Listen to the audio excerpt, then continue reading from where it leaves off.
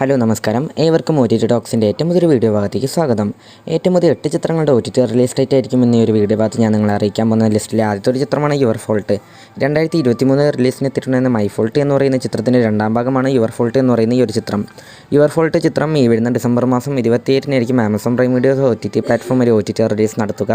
ഇന്ത്യയിൽ ചിത്രം തമിഴ്, തെലുങ്ക്, കന്നഡ, ഹിന്ദി എന്നീ 4 ഭാഷകളിലേക്കും ഇംഗ്ലീഷ് ഉൾപ്പെടെ 5 ഭാഷകളിലേക്കും ചിത്രം OTT റിലീസ് നടത്തുക. ലിസ്റ്റിലെ രണ്ടാമത്തെ ഒരു ചിത്രമാണ് ബ്രദർ.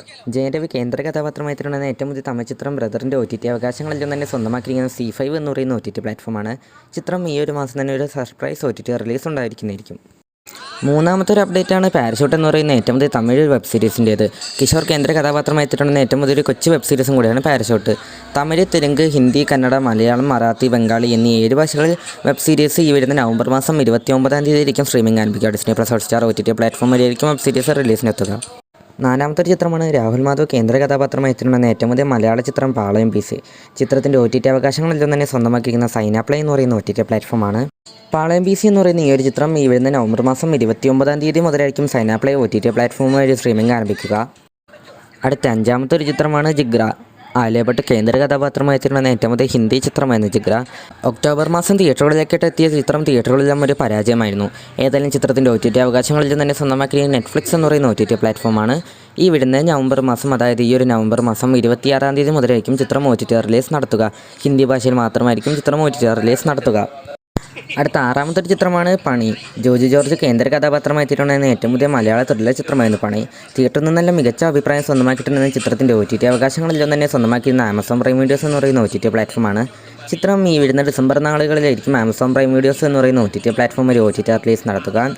ഏതായാലും നിങ്ങൾ എത്ര പേരാണ് ഈ ഒരു ചിത്രത്തിൻ്റെ OTT റിലീസിനെ കാത്തിരിക്കുക വെച്ച കമൻറ്റ് ബോക്സിൽ രേഖപ്പെടുത്തുക. ദുൽഖർ സൽമാൻ കേന്ദ്ര കഥാപാത്രമായി എത്തിയിട്ടുണ്ടായിരുന്ന ഏറ്റവും പുതിയ പാൻ ഇന്ത്യൻ തെലുങ്ക് ചിത്രമായിരുന്നു ലക്കി ഭാസ്കർ. ഇപ്പോഴത്തെ ചിത്രത്തിൻ്റെ OTT അവകാശങ്ങളിൽ തന്നെ വിറ്റുപോയിരിക്കുകയാണ്. തിയേറ്ററുകളിലും മികച്ച അഭിപ്രായം സ്വന്തമാക്കിയ ചിത്രത്തിൻ്റെ OTT അവകാശങ്ങളിൽ തന്നെ സ്വന്തമാക്കിയ നെറ്റ്ഫ്ലിക്സ് എന്ന് പറയുന്ന OTT പ്ലാറ്റ്ഫോമാണ്. ചിത്രം പാൻ ഇന്ത്യൻ ലാംഗ്വേജസിൽ ഈ വരുന്ന നവംബർ മാസം 30-ാം തീയതിയായിരിക്കും നെറ്റ്ഫ്ലിക്സ് OTT പ്ലാറ്റ്ഫോം വഴി OTT റിലീസ് നടത്തുക. അടുത്ത അവസാനത്തെ ഒരു അപ്ഡേറ്റാണ് അമരൻ എന്ന് പറയുന്ന ഏറ്റവും പുതിയ തമിഴ് ചിത്രത്തിൻ്റേത്. കഴിഞ്ഞ ദീപാവലി മാസം തിയേറ്ററുകളിലേക്കായിട്ട് റിലീസിനെത്തിയിട്ടുണ്ടെന്ന ഏറ്റവും പുതിയ തമിഴ് ചിത്രമായിരുന്നു അമരൻ. ശിവകാർത്തികൻ കേന്ദ്ര കഥാപാത്രമായിട്ട് എത്തിയിട്ടുണ്ടെന്ന ചിത്രത്തിൻ്റെ തിയേറ്ററിൽ നിന്നെല്ലാം മികച്ച അഭിപ്രായം തന്നെ സ്വന്തമാക്കിയെടുക്കാൻ സാധിച്ചിട്ടുണ്ടായിരുന്നു. ഈ ഒരു ചിത്രത്തിൻ്റെ OTT അവകാശങ്ങളിൽ തന്നെ സ്വന്തമാക്കിയിട്ടുള്ളത് നെറ്റ്ഫ്ലിക്സ് എന്ന് പറയുന്ന OTT പ്ലാറ്റ്ഫോമാണ്. തമിഴ്, മലയാളം, തെലുങ്ക്, കന്നഡ, ഹിന്ദി എന്നീ 5 ഭാഷകളിൽ അമരൻ എന്ന് പറയുന്ന ഈ ഒരു ചിത്രം ഈ വിടുന്ന ഡിസംബർ മാസം 5-ാം തീയതിയോ അല്ലെങ്കിൽ ഡിസംബർ മാസം 11-ാം തീയതി ആയിരിക്കും OTT റിലീസ് നടത്തുക. ഒഫീഷ്യലായിട്ടുള്ളൊരു കൺഫേം ഡേറ്റ് ഇതുവരെയായിട്ടും പുറത്ത് വന്നിട്ടില്ല. വിടുന്ന പക്ഷേ നമ്മൾ നിങ്ങളെ അറിയിക്കുന്നതായിരിക്കും. അപ്പോൾ മറ്റൊരു വീഡിയോയിൽ കാണുന്നവരെ ബൈ. Thanks for watching.